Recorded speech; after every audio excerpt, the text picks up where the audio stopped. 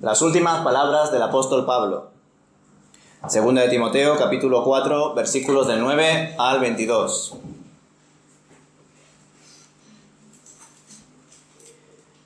Timoteo, por favor, ven lo más pronto posible. Demas me abandonó porque ama las cosas de esta vida y se fue a Tesalónica. Crescente se fue a Galacia y Tito a Dalmacia. Solo Lucas está conmigo. Trae a Marcos contigo cuando vengas, porque me será de ayuda en mi ministerio. A Tíquico lo envié a Éfeso. Cuando vengas, no te olvides de traer el abrigo que dejé con Carpo en Troas. Tráeme también mis libros y especialmente mis pergaminos. Alejandro, el que trabaja el cobre, me hizo mucho daño, pero el Señor lo juzgará por lo que ha hecho. Cuídate de él, porque se opuso firmemente a todo lo que dijimos. La primera vez que fui llevado ante el juez, nadie me acompañó. Todos me abandonaron. Que no se lo tomen en cuenta. Pero el Señor estuvo a mi lado y me dio fuerzas a fin de que yo pudiera predicar la buena noticia en toda su plenitud, para que todos los gentiles la oyeran. Y Él me libró de una muerte segura. Así es. Y el Señor me librará de todo ataque maligno y me llevará salvo a su reino celestial. A Dios sea toda la gloria por siempre y para siempre. Amén. Dales mis saludos a Priscila y Aquila y a los que viven en la casa de Onesíforo. Erasto se quedó en Corinto y a Trófimo lo dejé enfermo en Mileto. Haz todo lo posible por llegar aquí antes del invierno. Eubulo te envía saludos, al igual que Pudente, Lino, Claudia y todos los hermanos. Que el Señor esté con tu espíritu y que su gracia sea con todos ustedes. Amén. El apóstol Pablo comparte en estos versículos cómo se encontraba personalmente y ante una situación tan complicada, le ruega a Timoteo que lo visite lo antes posible. Como ya sabemos a estas alturas, Pablo se sentía solo, encarcelado y con la sentencia de muerte a punto de ser aplicada. Por esta razón su situación era muy sensible y sus reflexiones en el ocaso de su vida son muy pertinentes, como hemos visto en la primera parte del capítulo 4. En medio de sus padecimientos podemos ver que uno de los sucesos que más daño le produjo fue sentirse abandonado y traicionado por ciertos colaboradores en medio de su encarcelamiento y, especialmente, durante su primera defensa. Pero bueno, vayamos por partes, desmigando poco a poco los diferentes colaboradores que menciona en estos últimos versículos. El primero que cita es a Demas, el cual le abandonó porque amaba las cosas de esta vida, dice el versículo 10, y se fue a Tesalónica. Esta persona es mencionada en los saludos de Colosenses, capítulo 4, versículo 14, y también en los saludos de la carta a Filemón, versículo 24. Comprobamos con todo esto que Demas fue un colaborador con el que Pablo contó desde hace unos cuantos años, al menos 3 o 4 años. Pero ya sabéis este famoso versículo que se puede aplicar perfectamente en este caso. Salieron de nosotros, pero no eran de nosotros, porque si hubiesen sido de nosotros, habrían permanecido con nosotros. Pero salieron para que se manifestase que no todos son de nosotros.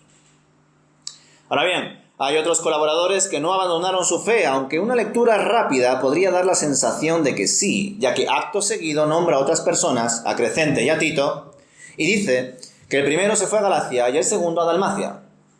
Pero podemos deducir que en este caso se fueron para continuar con el ministerio encomendado.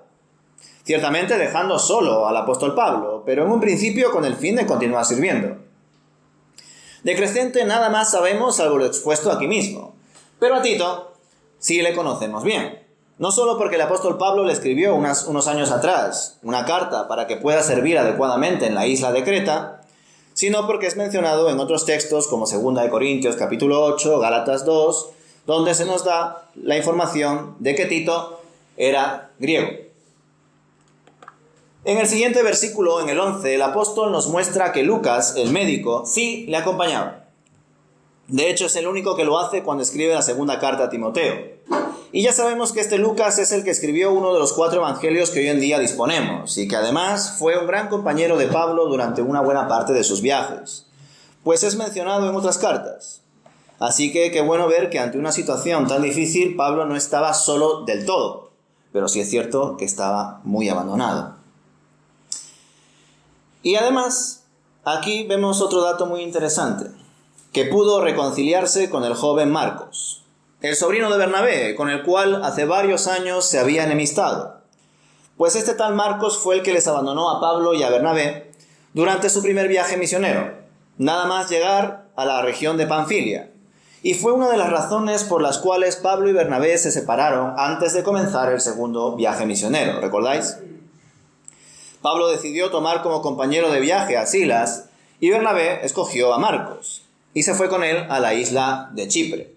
Y desde ahí muy poco sabemos del joven Marcos, salvo breves menciones en los saludos de las cartas a los Colosenses y a Filemón.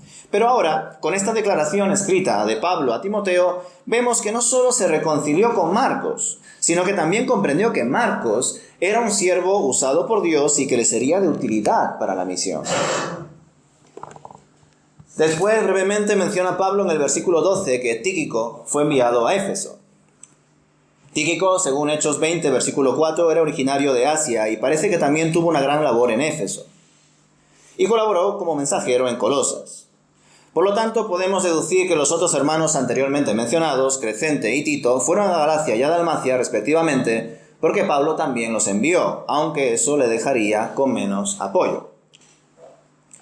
En medio de su situación casi solitaria, podemos considerar también que Pablo se encontraba en una situación precaria, o que al menos pasaría por bastante frío en la prisión, y que además más adelante veremos que se acercaba el invierno, y por eso le solicita a Timoteo que traiga consigo un abrigo que había dejado con un colaborador llamado Carpo en Troas. También le pide a su compañero que recoja algunos rollos, y en especial pergaminos. ¿Qué tendrían esos documentos, esos libros? ¿Escritos sobre el Antiguo Testamento, quizá? ¿Quizá escritos suyos? ¿Algunos escritos que precedieron a los evangelios? ¿Quizá el propio evangelio de Marcos? ¿Quién sabe? Pues se supone que esta carta fue escrita a mediados de los años 60 aproximadamente, y más o menos por esa época se considera que Marcos escribió el que sería el primer evangelio. Pero todo esto es solo especulación, ya que Pablo no nos da más información al respecto. A continuación, en el versículo 14, retoma su tono de queja y denuncia y menciona a un tal Alejandro, un calderero, una persona que trabajaba con metales, que parece ser que le había hecho mucho daño al apóstol. Suponemos traicionándole de alguna manera. Pablo no lo maldice, simplemente afirma que el Señor le pagará conforme a sus obras y que el propio Timoteo debía de cuidarse de él, pues parece que se convirtió en una especie de rebelde o enemigo de las enseñanzas que impartían en el nombre del Señor.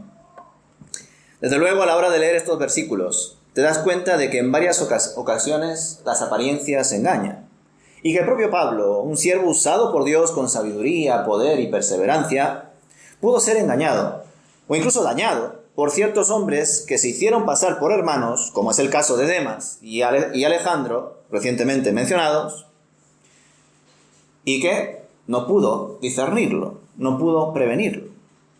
Cuando me pongo a pensar en el don del discernimiento, viene rápidamente a mi mente el famoso caso de Ananías y Zafira ante el apóstol Pedro. Y cómo él, según Hechos 5, pudo descubrir la artimaña de esta pareja y que además dicha mentira provenía del diablo. Ciertamente el apóstol Pablo tuvo bastante sensibilidad a lo que le mostraba el Espíritu Santo durante sus viajes misioneros. ¿Recordáis que a veces él quería ir hacia el norte o hacia otro lado y el Espíritu le decía, no, aquí sí, etc.? O esperad aquí. Es decir, el apóstol Pablo no solamente realizó señales, prodigios, milagros, sino que tenía una comunión muy íntima con el Espíritu Santo. Entonces, ¿qué sucede con su discernimiento? ¿Por qué no pudo de algún modo descubrir la mentira detrás de estos hombres llamados Demas y Alejandro, como sí lo hizo Pedro con Ananías y Zafira, por ejemplo? Desde luego, aunque él tuviese esa comunión con el Espíritu Santo, eso no le hizo infalible. Del mismo modo, nosotros debemos rogarle a Dios sabiduría y discernimiento, pues no sabemos a qué personas o a qué ideas estamos dando permiso en nuestras vidas para que nos contaminen y nos confundan, alejándonos con ello de la verdad. Volviendo al texto, en el versículo 16, Pablo comparte que en su primera defensa ante el tribunal romano estuvo solo. Nadie le acompañó. Ni siquiera su fiel compañero Lucas, podríamos deducir, quien seguramente estaría ocupado en algún labor ministerial. Y claro, al no tener a sus compañeros o a testigos que dieran crédito, ¿no?, que atestiguaran a favor de él y de sus afirmaciones, su sentencia sería grave. Ahora bien, gracias al Señor, como él mismo redacta aquí, tuvo las fuerzas para asumir la situación que le esperaba. Es más, Pablo vio el juicio como una nueva oportunidad para dar testimonio de su fe a enemigos y personas de importancia para la sociedad. También tenía deseo de compartir la buena noticia para que los gentiles que estén presentes en ese juicio lo recibiesen, se convirtiesen. Con todo, en ese primer juicio no fue condenado inmediatamente, pues como dice al final en el versículo 17, fue librado de la boca del león. Expresión que algunos la toman como algo literal, es decir, que seguramente le iban a condenar a los leones. Pero otros piensan que simplemente es una alusión hacia la muerte. Es de destacar que, haciendo memoria de ese abandono, el apóstol Pablo muestra misericordia ante sus compañeros, diciendo que no les sea tomado en cuenta, recordando un poco a Jesucristo, pues el Señor en su momento de mayor debilidad se encontraba solo también, ¿recordáis en Getsemaní? Ya que sus discípulos no comprendían la situación y estaban cansados, se estaban durmiendo. Luego, más tarde, cuando fue traicionado por Judas y arrestado, los discípulos acabaron huyendo y dejándolo solo.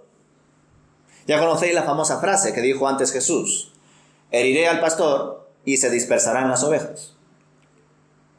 Y me parece oportuno que el propio Pablo haya experimentado algo similar a lo que experimentó Jesús. Por supuesto, no con las mismas dimensiones e implicaciones. Pero toda esta similitud converge en lo siguiente: que el apóstol Pablo buscó imitar a Cristo y en buena parte lo consiguió a lo largo de su vida. Por algo dijo: sed imitadores de mí, así como yo de Cristo. Pablo se mantuvo obediente al Señor hasta las últimas consecuencias.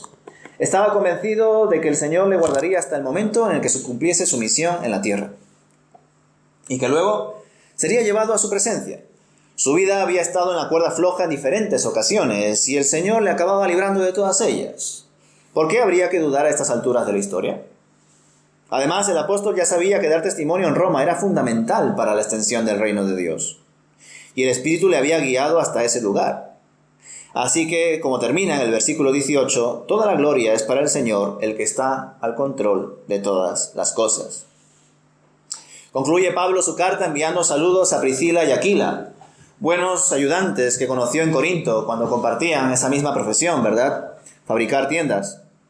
También menciona a Onesíforo y su familia, el cual fue a visitarle y animarle cuando estaba en la cárcel. Otro siervo, Erasto, se quedó en Corinto, pero parece que estuvo primero en Asia, y que también fue tesorero según Romanos 16, versículo 23. Por otro lado, Trófimo lo dejó enfermo en Mileto, colaborador también desde un tiempo, según Hechos 20, versículo 4. Y no era judío, sino efesio, según Hechos 21, versículo 29.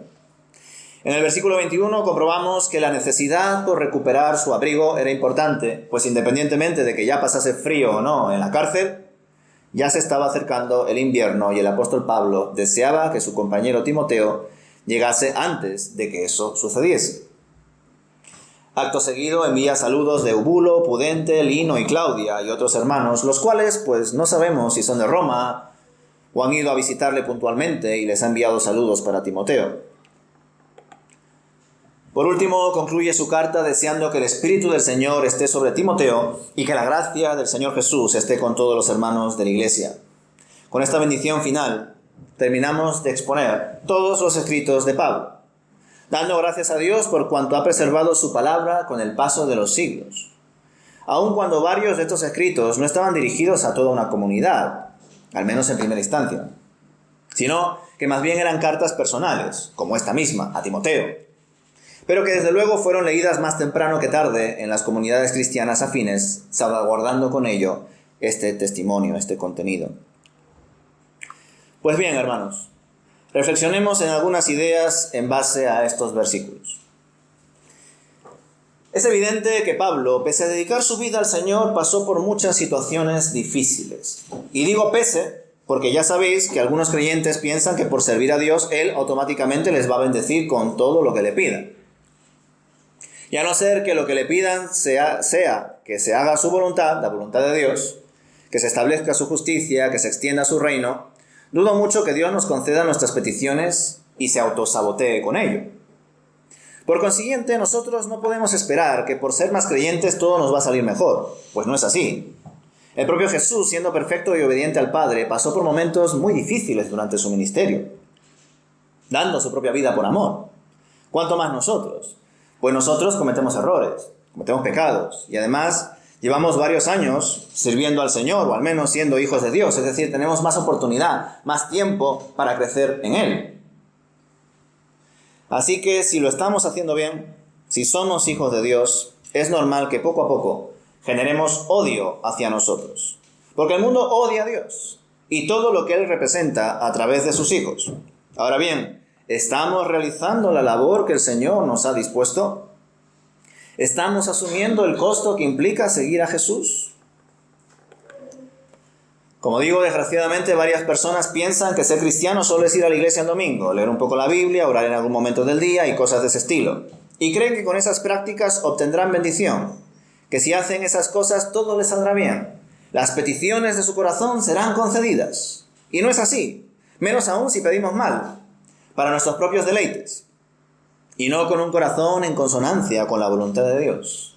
Pues cuando estamos en armonía con el Señor y su Santo Espíritu, nos damos cuenta que congregarnos ya es una bendición en sí misma, que leer su palabra ya es una bendición en sí misma, que orar, servir, ofrendar y todas las demás cosas ya son bendiciones en sí mismas, pues son una pequeña muestra de amor y compromiso, a todo el amor y a todo el compromiso que Dios nos revela y nos garantiza en su Hijo amado Jesús. Así que dejemos de medir o cuantificar las obras que hacemos para el Señor, porque lo que Él quiere es todo nuestro ser. Él desea que le entreguemos todo nuestro corazón, toda nuestra vida, todo nuestro tiempo. Pero no muchos están dispuestos a darse completamente. Prefieren dar solo una parte y quedarse con el resto para ellos mismos, como si eso fuese posible. Como el caso de Ananías y Zafira. Ciertamente hay muchas enseñanzas que refuerzan lo aprendido hasta ahora y que lo complementan. Pero el haber reflexionado juntos desde el Evangelio según Lucas, capítulo 1, hasta la segunda carta del apóstol Pablo, escrita a Timoteo, capítulo 4, nos ha concedido una panorámica muy detallada de cómo podemos crecer en el Señor, cumplir con su santa voluntad hasta las últimas consecuencias. Lo hemos visto de manera culminante y perfecta en nuestro Señor Jesús. Pero también hemos reflexionado en los altibajos de los diferentes siervos de Dios que han sido guiados por su Espíritu, con el libro de los Hechos y todas las cartas de Pablo. Y evidentemente donde más hemos podido detenernos después de la persona de Cristo ha sido en la persona de Pablo. ¿Cómo pasó de ser perseguidor a ser perseguido? De ser enemigo de Dios a dar su vida por el Señor y guardar la fe hasta sus últimos momentos de vida. Y estos ejemplos nos deben inspirar a continuar con la buena batalla, a proseguir con la carrera, a guardar la fe. Pues ya no andamos como cada uno considere conveniente, sino que nuestro anhelo puesto por Dios es andar como Él anduvo, como Cristo anduvo, permanecer en Él. Y cuando esto se va haciendo realidad, vamos poco a poco sufriendo las consecuencias. Y es ahí cuando más unidos debemos estar. Porque si no, seremos como esos compañeros de Pablo, que cuando le vieron encarcelado y acusado ante Roma, rápidamente huyeron. Pues buscaron conservar su vida. ¿Y qué nos enseñó el Señor al respecto? Aquel que quiera salvar su vida, la perderá. Y todo el que pierda su vida a causa de mí, la hallará. Por tanto, si un hermano es agredido por predicar la palabra, y está en casa recuperándose, o incluso en el hospital, hermanos, oremos por él. Hagamos el esfuerzo de escribirle un mensaje de apoyo o visitarle. Y si otro hermano es acusado y encarcelado por vivir el Evangelio y predicarlo, hagamos lo mismo. No lo abandonemos. Velemos por él. Aunque eso nos pueda llevar a cumplir el mismo destino en esta tierra. Pues no pasa nada. Compartiremos el mismo destino en el cielo también. Pues estaremos con nuestro Señor por su gracia. Ya que así ha dicho el Señor: a cualquiera que me confiese delante de los hombres, yo le confesaré delante de mi Padre que está en los cielos. Y a cualquiera que me niegue delante de los hombres, yo también le negaré delante de mi Padre que está en los cielos. Y con esto no estoy diciendo que haya que desatender a aquellos que están enfermos o pasando por situaciones difíciles e injustas, en general. Porque por ellos también hay que orar, escribirles, pensar en ellos, un mensaje de ánimo, etc., una llamada, una conversación en persona. Pero si la Iglesia solo se caracteriza en su agenda, en su día a día, por el paso del tiempo, por la transitoriedad de la vida, común en muchos casos de personas que no son creyentes, pues ya sabéis, trabajo, estabilidad, salud, me caso, hijos, todos esos asuntos también debemos atenderlos. Pero si nuestros únicos motivos de oración, nuestras únicas situaciones y noticias de iglesia son solamente eso, quizá algo está pasando, ¿verdad? Quizá hemos fracasado. Si nuestros padecimientos solo se reducen a causas o circunstancias personales y no a la búsqueda del reino de Dios y su justicia, eso significa que nos hemos dormido. Eso significa que nos hemos desviado del objetivo. Eso significa que nos hemos llevado más por el deseo de agradar a ciertas personas en vez de agradar a Dios. Y recordad, hermanos, que los cobardes no heredarán el reino de los cielos, ni tampoco los incrédulos, los abominables, los asesinos, los que cometen inmoralidades sexuales, los hechiceros, los idólatras y los mentirosos, pues ellos tendrán su parte en el fuego que nunca se apaga, que es la muerte segunda. Y ya os comenté en una ocasión que resulta muy llamativo que en esta lista salga primero los cobardes, porque a la hora de pensar en el infierno, en los pecados, pues pensamos en violadores, asesinos, ladrones, etc. Pero en esa lista salen cobardes. Personas que por querer agradar a otras personas y no a Dios, o por querer salvar sus vidas, niegan a Dios en sus vidas. No predican el Evangelio. Y es importante que esto salga en esta lista de Apocalipsis, porque este libro fue escrito en un contexto de fuerte persecución. Así que tiene mucho sentido que en este momento se tenga tan presente el pecado de la cobardía. Pero es que hoy en día, hermanos, la cobardía está tan aceptada en las iglesias que directamente se ha vuelto en conformismo, en apatía, en desinterés. Y en algunos casos se ha manifestado con acciones de tolerancia, de inclusión, de negociación, de supuesta convivencia con el mundo. Aceptar nuestra fe a cambio de no ser un problema para la ciudadanía, el Estado, el gobierno. Muy bien, os aceptamos. Aceptamos ese cambio. Pero no es a nosotros, hermanos, a quienes tienen que aceptar. Es a Cristo. No son nuestras actividades, nuestro derecho a congregarnos, lo que va a salvar a más personas, sino la predicación del Evangelio. Eso es lo que salva a las personas por la gracia de Dios. Por tanto, quizá, en medio de esta apatía, de esta dormición, de esta negociación, de vamos a convivir como una sociedad, quizá hemos vendido lo más importante, el Evangelio. Porque claro, el Evangelio confronta, la palabra penetra como una espada.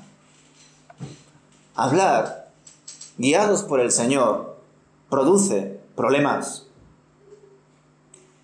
¿Y quién quiere problemas si muchos de nosotros miramos por nuestra vida y la queremos guardar, en vez de mirar por la voluntad de Dios, aunque eso implique perderla? Y claro, aquí no estamos hablando ya de metáforas o alegorías o hipérboles. Estamos hablando de personas. Estamos hablando de Jesús, que entregó su vida en la cruz. Estamos hablando de discípulos, entre ellos Pablo, que lo dieron todo por nosotros. Por lo tanto, a la hora de intentar establecer situaciones de negociación, diálogos, que en algunos casos, no niego, que sean basados en buenas intenciones, en buenos deseos de mantener un contrato social, una estabilidad, quizá hemos conseguido en algunos casos tiempos de paz, tiempos de diálogo. Pero no es el diálogo, hermanos, lo que salva a las personas. Hace unos días vi un vídeo que refleja lo que en diferentes situaciones, contextos estoy viendo. Un movimiento de evangelismo que consistía en poner una mesa con unas sillas en una plaza, en un parque, para compartir el evangelio. Pero en medio de ese proceso se dieron cuenta que lo que la gente necesitaba era ser escuchada, y entonces ponían ahí un cartelito: siéntate y cuéntame cómo estás, o algo así. Entonces las personas que apoyaban este movimiento decían como: el Señor nos ha enviado a predicar el evangelio y hemos aprendido que debemos de compartir el evangelio o ser el evangelio. Y esto es importante en el sentido de que nosotros no podemos predicar el evangelio y luego vivir de una manera contraria a lo que predicamos. Eso es hipocresía. Pero tampoco podemos confiar en que nuestro testimonio, nuestra educación, nuestra ausencia de malas palabras, de malos gestos y demás, vaya a ser lo que a la gente le lleve a Cristo. Ya os comenté esa frase, ¿no? Decir, comparte el evangelio y si puedes con tus palabras es como decir, alimenta al hambriento y si puedes con comida. No, lo que necesita el hambriento es comida. Y lo que necesita esta gente que está muerta espiritualmente es el evangelio de Cristo. Y si no lo predicamos, por miedo a, por conservar esto o aquello, por querer agradar a ciertas personas, si no hemos entendido la locura de la palabra de Dios, pues podemos decir cualquier cosa, podemos ponernos las etiquetas que queramos, pero cristianos no somos. Somos otra cosa. Porque el cristiano predica a Cristo. Punto. Podemos entrar en muchos más asuntos, que no estoy diciendo que haya que despreciarlos, pero son totalmente secundarios. Y si por detenernos en esas situaciones secundarias nos estamos olvidando de la orden principal, hemos perdido. Así que, hermanos, que el Señor nos dé sabiduría en ese sentido. Que estas exposiciones de los diferentes escritos de Lucas y Pablo, compañeros de viaje, y que por supuesto otros contenidos más que podremos leer y que podéis leer, que podemos leer juntos o por separado, porque gracias a Dios la palabra la tenemos con completo acceso, no como en aquellos tiempos. El propio Pablo lo decía: Timoteo, por favor, tráeme los pergaminos, tráeme los libros. ¿Cuántas Biblias podemos tener en nuestras casas? ¿De cuántas versiones? ¿Cuántos comentarios? Muchísimos. ¿Qué hacemos con ellos? ¿Los estamos valorando de verdad? Y eso a veces se nos vuelve en nuestra contra. Ya sabéis a ese profeta, ¿verdad? Mi pueblo perece por falta de conocimiento. Ahora parece que el pueblo tiene muchísimo conocimiento accesible, pero igualmente no lo usa. Y si accede a él, lo hace con el fin de simplemente, pues, vamos a especular, vamos a dialogar, pero no lo vamos a poner en práctica, porque eso ya es complicado, eso quizás suena idealista, eso, como por ejemplo también se comentó en el estudio, ¿no? Eso haría que se cierre este local. ¿Y qué? Como si hiciese que terminen nuestras vidas. Tenemos la vida en Cristo, hermanos. ¿Qué queremos? ¿Guardar nuestra vida y perder nuestra alma? ¿O usar nuestra vida para Dios y que nuestra alma sea guardada por Cristo por la eternidad? ¿Dónde está nuestro tesoro? ¿Dónde está nuestro corazón?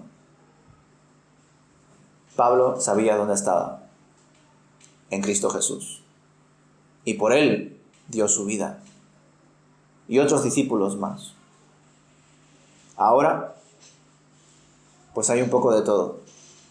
Y la pregunta es, ¿cuál es el único camino? Porque muchas personas piensan que hay diferentes caminos para seguir a Cristo.